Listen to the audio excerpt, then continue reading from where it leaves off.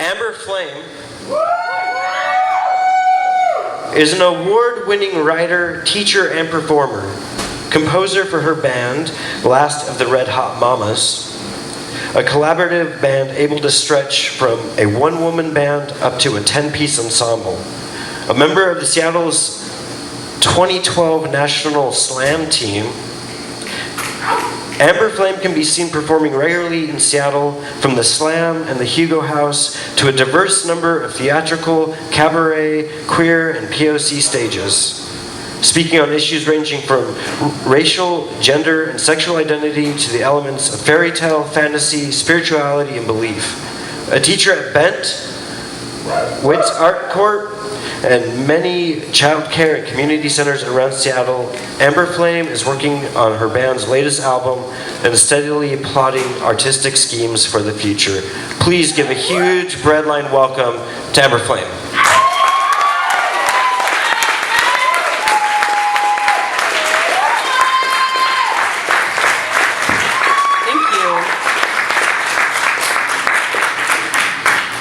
Good evening, everyone. Good evening. As I was listening to that, I was realizing that my biggest wish tonight would be to nerd out completely for you. Because I am a nerd, and my specialties are mystery fiction, like from Encyclopedia Brown, Rex Stout, Agatha Christie. I can be tested on this. This is something that happens at Nationals. I don't know if you guys are into that. They have a nerd slam. And that was my specialty. I am a total nerd, and I write stuff that I don't get to do at the Slam. I'm a host there, so I'm there a lot. But I've been writing with my class, which is a remything class. Come on in. Come on in. I haven't even started. I'm just talking. It's perfect. It's a remything class, so we're looking at myths and fairy tales, and we're reworking them. And I work with an amazing writer, who you'll hear later on open mic. And some crazy shit has come from it, so I'm digging it, and I want to nerd out for you, if that's okay, with some new shit. Okay. So, anybody ever heard of Tony Kushner? Yes. Okay, so Tony Kushner wrote a series of short plays that he put together and he calls Tiny Kushner. I was cast in one of them called East Coast Ode to Howard Jarvis, and this play consisted of 24 plus characters doing tiny little monologues. So for the last month and a half, 2 months, I've been in the voices of all kinds of different people while teaching a class on remything and persona and all that stuff. So basically, all kinds of other voices are in my head right now. Yes. And I'm going to share some of them with you. These are my nerdy persona poems. But the first thing I want to start with is an oldie but a goodie, requested specially from my friend Imani. This is the first poem I put music to intentionally. I am a singer first and a writer second. And this is called The Tree.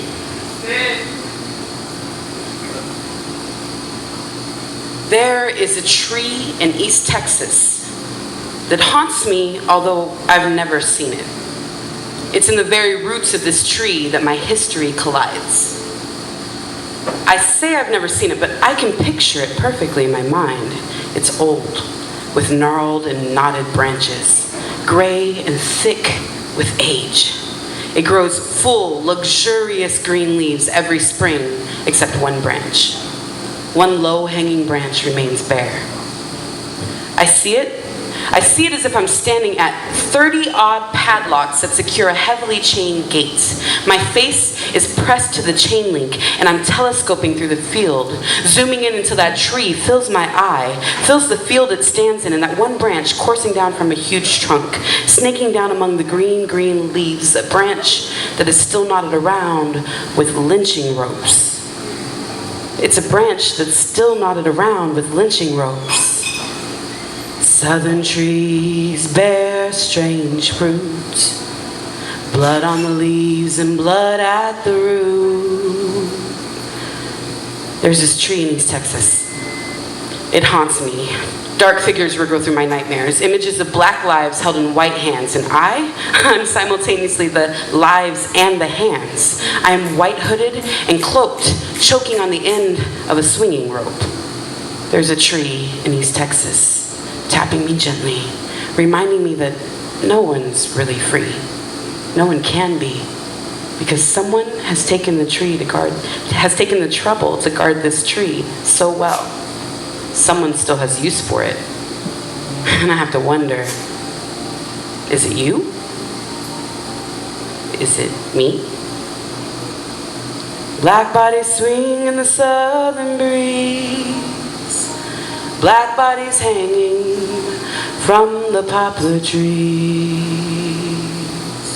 There's this tree in East Texas that haunts me.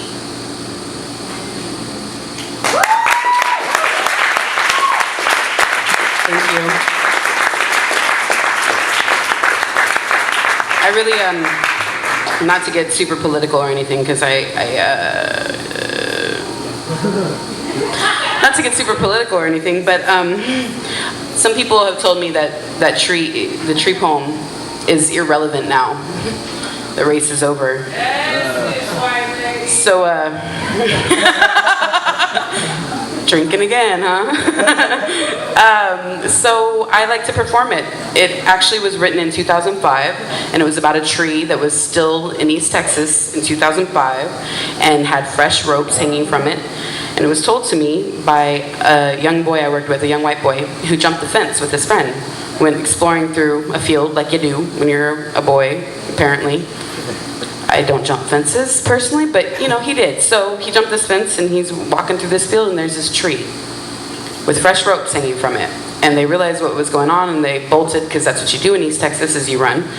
And they were whites, so you definitely run if you're me. And it kept sticking with me. You know those voices that keep sticking with you, or those images that just stick and drive you crazy? And I wrote that poem.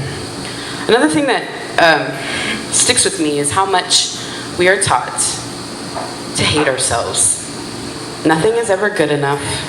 Nothing is ever good enough. And I'm saying this as a woman, so you know I'm going to be like, I'm never good enough. But I'm not going to read that poem. That's not the poem. This is a poem for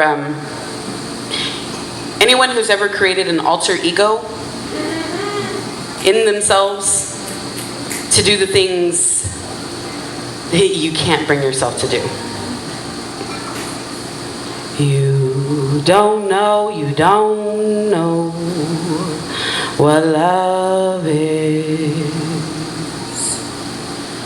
You don't know what love is until you learn the meaning of the blues. Until you love the love you had to lose. You don't know what love is. You don't know how lips burn until you've kissed and had to pay the cost. Until you flipped your heart and you have lost. You don't know what love is. Push up your tits. Push up your tits. We can do this. You were built to be beautiful. You were built to be desired. You were built to fuck and always make it look like fun. I'm not beautiful. I'm not the desired one. I would not be fun to fuck, all sharp bits and collective unwanted.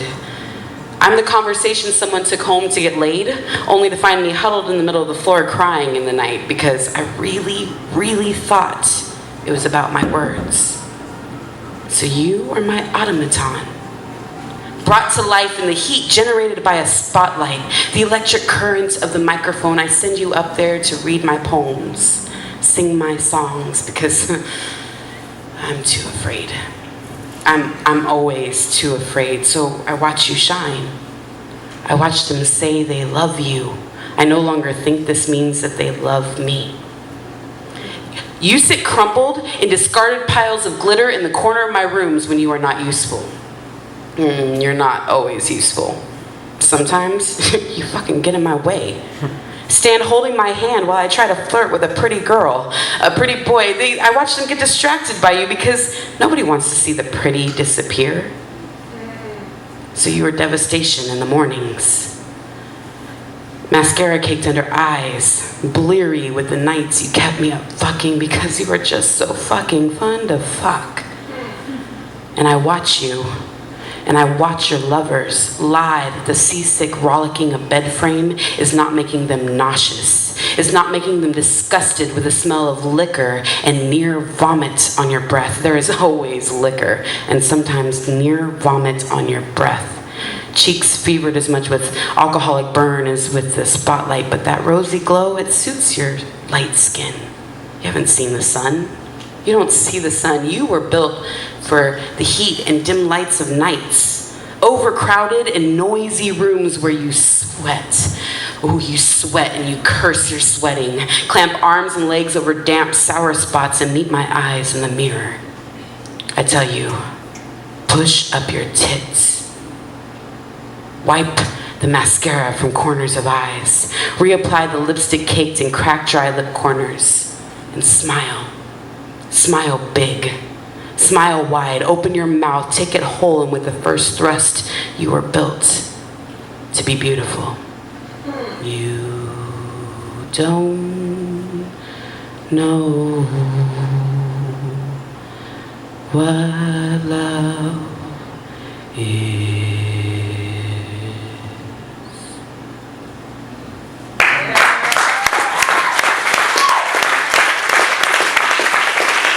Thank you.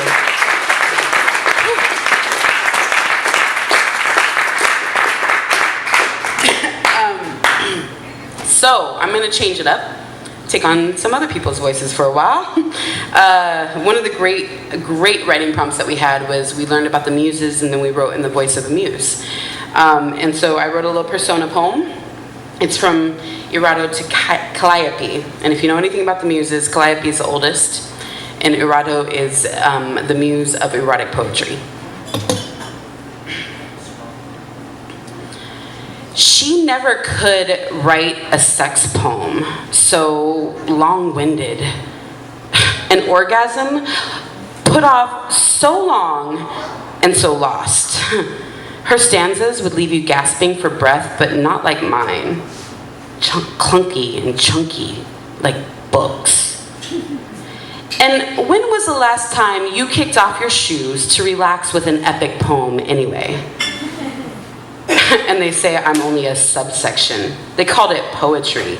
I am pleasure put to words, lyrics of sighs and quick intake air. I am melting a bone to mellowed flesh, experienced hand on fevered thigh. I am so many Prince songs. I'm so much more than an awkward name stumbling, and they say her name sings. She's just another one of his bastard children. He molded me out of the jism of his own inspiration and then told me to do better. My father is hers after he got to the point. Had enough charisma to drop panties without wooing. She is a treatise on matters we'd rather forget about, like our histories.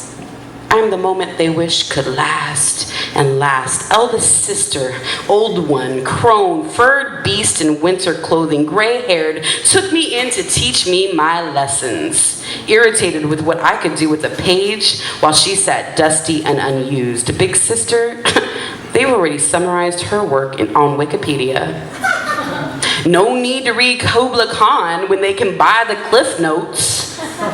While I am at my best, memorized for later use with first hearing, and at my worst, notes folded and shared by teenagers. I am sway of backside. She don't have a backside. She put it all out up front. I am quick wink and nakedness, fingers and sweat running down backs. I am in between lines and sheets. I am well crafted and immediate, a subtle smile and a wink, sweep of eyelashes. I am the distraction from her, the homework they forgot to read. I am the whispers of my father in bull tongue, his swan song. And the picture I paint is worth more than her 1,000 words.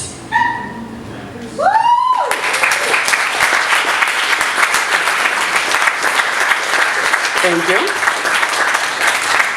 All right, this is like the section of new shit, just so you know. I'm loving writing about fairy tales. I'm loving being able to bring it into my kids that I teach. The public transit bus, lots of time to think. I was sitting there and I was like, I have a feeling that I keep processing my old relationships because I haven't written the perfect poem or song about them yet. So I'm like holding on to them and like picking at them as if at some point, when I've had the perfect poem or song out of it, I can let this go. So I keep writing about it, and you're gonna hear some of those, not the masterpiece yet, apparently, because I keep writing about it. This is called The Haunting. She is haunting my kitchen cabinets. Every time I open them, suddenly, inexplicably, the smell of her smell wafts out, and I am back there again with her, as if her perfume was sprayed on my dishes, dripped into the dish soap, and I am eating her smell, down my throat and into my belly and up again with a belch. She is haunting my kitchen cupboards.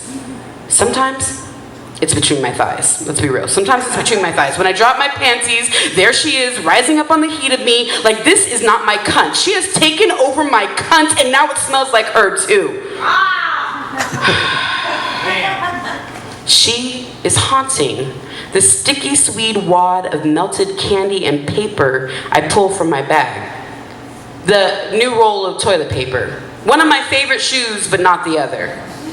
These pants. My pants. These pants, she is fucking haunting my pants for no reason. I didn't even own them when I knew her, and I don't know her now, and she's haunting my pants. I do not miss her. She is never where I long for her to be. Never on my pillows or in the crease of a lover's neck. She's always somewhere surprising and invasive, and I'm tired of being invaded by what I don't have when I least expect it. She is haunting my pants, the toilet paper roll, the mess, my cunts, the kitchen cabinet. She is haunting my fucking pants.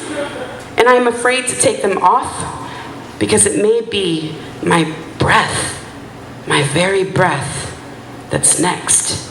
And then what shall I do?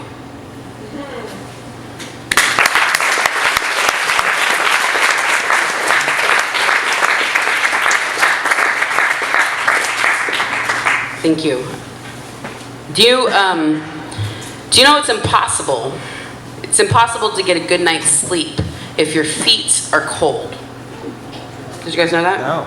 So when you go to sleep, if your feet are cold when you get into bed, part of the process of you falling into a deep sleep is your feet warming up. So like people in militaries and like, well, you know, really bad situations especially, they don't get restful sleep ever because their feet are always cold. This is to Achilles' left heel from his right. I'm Achilles' right heel, and I am cold. There is a war on. He is asleep on the frozen ground, and he has taken my only and last covering to protect you, the weak one. The one that wobbles like prey, quivering and threatening to twist, so he coddles you, wraps you up warm in my sock. Like that's the only place that shivers. Never lingering with his fingers on my area of skin. Oh no, he brusquely shoves me into boot and it's off to war, poor bastard with only one good leg to stand on, really. Sometimes when he sleeps, you, the weak one, jump and flinch, like avoiding a trap or a hit. And that's when I'm most revolted, baby. Soft giving flesh. You were supposed to be tendon and sinew, pedestal of the body, firmament, foundation, coward.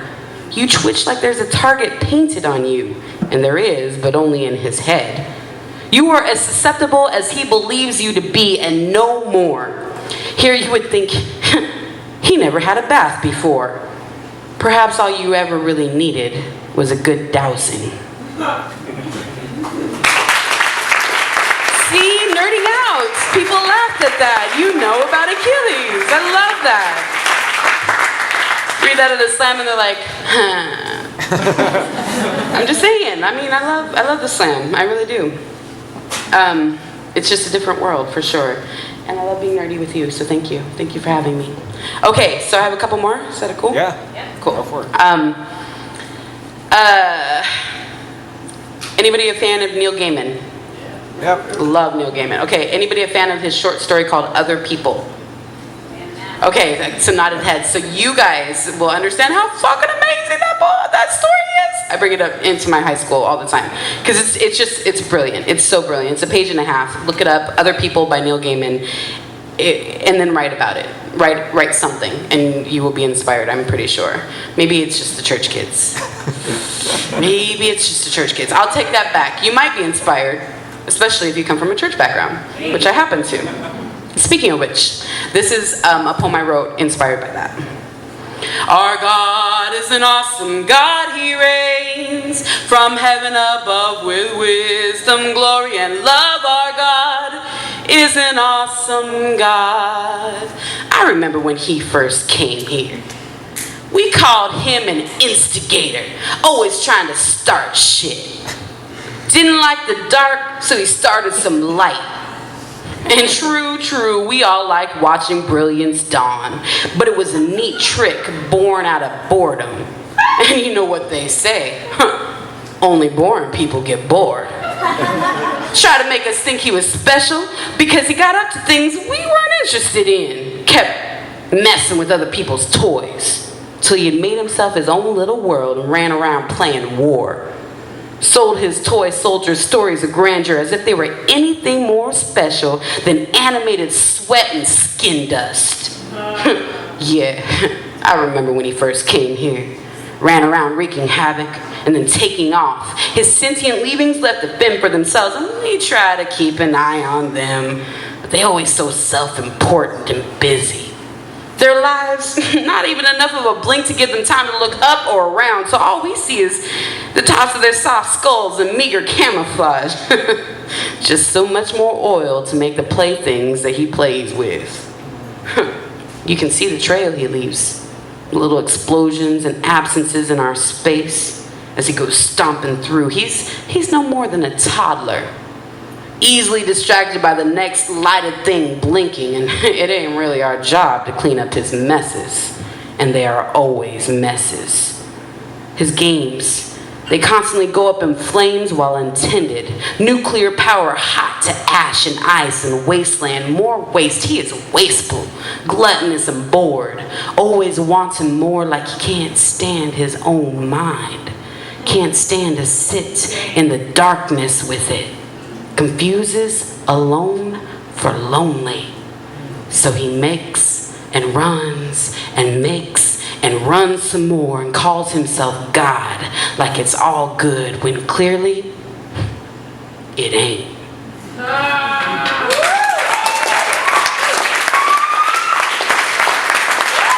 Thank you.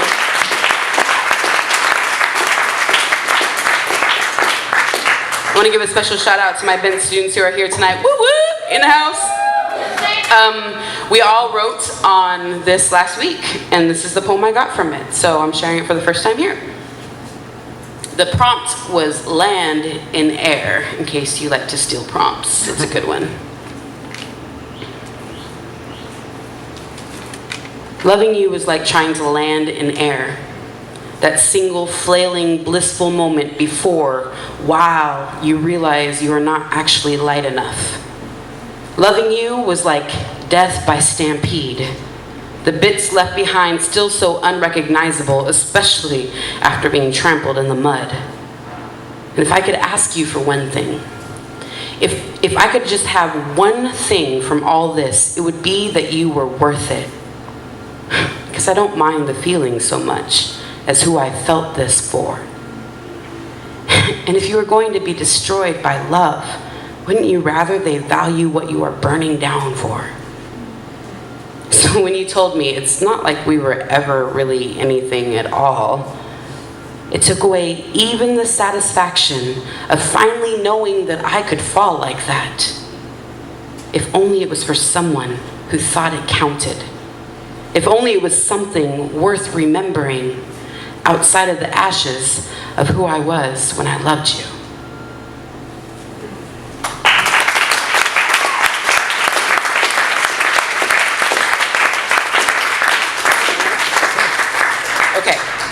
I'm going to do one more. So I'm on the subject of heartbreak, so why not go with it?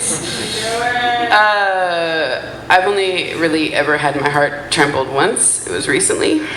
And I was like, I totally want to be in love. I don't know what that feels like.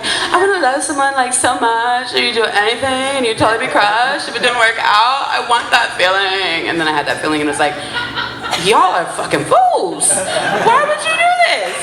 I totally am in the whole like control your situation now. We're back there. Yeah, so this is the poem I got from that.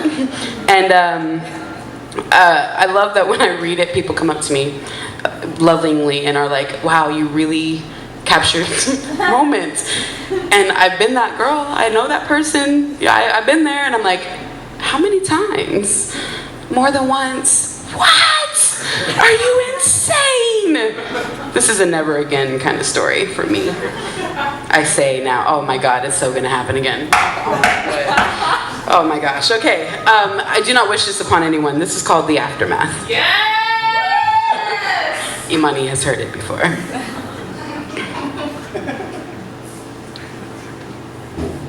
I want to tell you about the aftermath. Because it doesn't matter so much what they did. What counts are the days you walk around like a desecrated tomb, all mouth open and body absent. When you are left sweeping up the detritus of your sacred because your riches are gone and they've left you only a mess. Tell about the aftermath. The nights you come bumping back into your itching skin only to find your arms are quivering from the strain of not falling apart. Your muscles hurt from holding yourself together and you have nothing to help you through the countdown to inevitable eyelid droop. The nights when success means that you didn't call to ask for confirmation that you truly are the barren wasteland they've already decided not to love. I want to tell about love's ugly, when it's twisted and broken, when you are a mess. Tell about the aftermath, not about what they did, but about how you find yourself parked outside their house in the rain just so you can ask for them to come back to you. This is embarrassing. Just so you can see who they've replaced you with and how they aren't better than you were before you became this mess. How the next morning you find your car is a crime scene, there's blood on the seats, and your heart is unfortunately still thumping wetly against the floorboard where you wedged it under the brake pedal. I want to tell about the aftermath. The cataloging of everything you never really liked in them anyway, so you could wish that you were the strong one, that you were the one to walk away. I want to tell you how it saps your bones of the marrow. How the absence of their breath in the night is blowing lonely on empty reeds. And how with a body this hollow, you should be allowed flight, but you are grounded here in your mess. And so you sweep.